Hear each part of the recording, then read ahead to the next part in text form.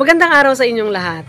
Doon sa nakaraang video natin, diniscuss natin doon yung cost of production ng 500 heads layer na may 90% daily egg production percentage at ang presyo ng feeds ay 1,585 yung 50 kilos. Yung per kilo nun ay 3170 at yung eggs na napoproduce ay 450, no? Tapos yung daily feed consumption nila ay 110 grams per head per day. Ngayon, kukumputin natin naman yung cost of production kung ang layer mo ay 500 heads at ang presyo ng feeds mo pa rin ay 1,585, 110 grams per head per day pa rin ang daily feed consumption nila. At yung per kilo ng feeds ay 3170.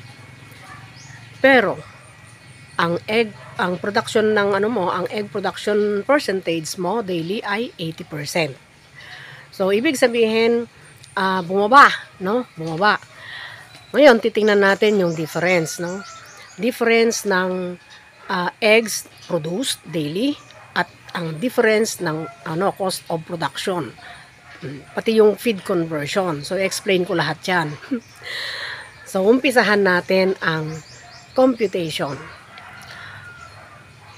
500 heads, no? 500 heads times 80%. Ilang eggs na lang ang napoproduce daily? 400 na lang, di ba? So, compared dun sa 90%, bumaba ng 50 eggs kaagad. So, yung 400 eggs, ilang dozens na lang kung i-compute mo. Kung doon sa 90% ay 37.5 dozens, dito naman ay 33.33 dozens. Kasi 400 divided by 12 equals 33.33. Yun. Pero, yung feeds, yung daily feed consumption nila per head per day, the same na 55 kilos. Kasi nga, ay 110 grams yun, di ba? Per head per day. So, i-multiply mo, 500 times 110 grams equals 55 kilos. Yun.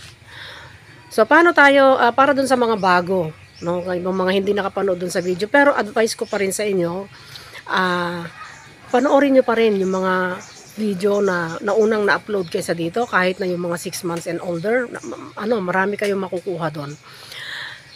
So, punta tayo doon sa computation ng feed conversion. 55, i-divide natin, 55 kilos divided by 33.33 dozens equals 1.65 na yung feed conversion mo. So, doon sa 90% na egg production, ang feed conversion mo lang ay 1.4666. Dito ay 1.65. Ibig sabihin, yung kinain ng manok mo para makapag-produce ng 1 dozen na itlog, mas marami siyang nakain kaysa yung doon sa 90% na egg production. Kasi doon 1.4666 kilos lang, no, 'di ba? Kasi 'di ba, na-explain ko na sa inyo na yung feed conversion, yun yung consumption nila, total consumption nila to produce 1 dozen of egg.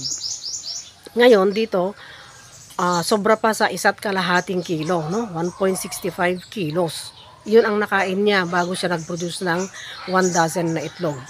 So, kung mas mataas ang feed conversion dito sa 80%, magkano naman kaya ang cost of production?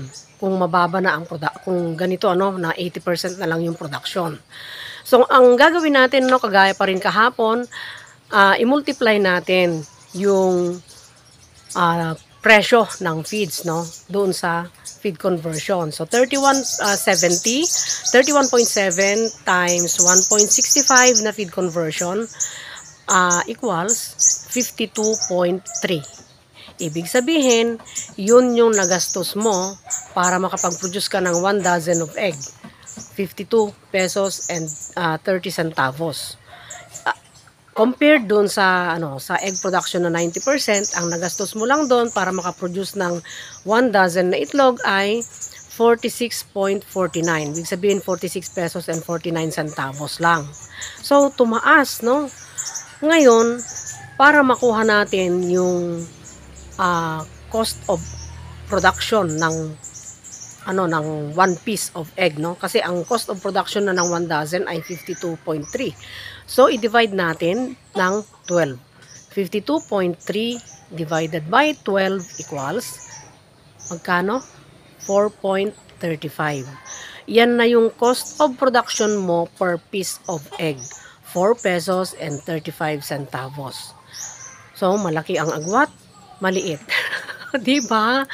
3.87 lang yung cost per egg doon, cost of production per egg doon sa 90% na production. Ngayon dito sa 80% egg production ay 4 pesos and 35 centavos. So magkano kaya ang difference naman, no, 'di ba, doon sa cost of production per piece of egg? So 4.35 minus 3.87 equals 48 centavos, no? 0.48. Yun ang difference nila. Ibig sabihin, tumaas ka ng 48 centavos doon sa cost of production mo per piece of egg. Yun yung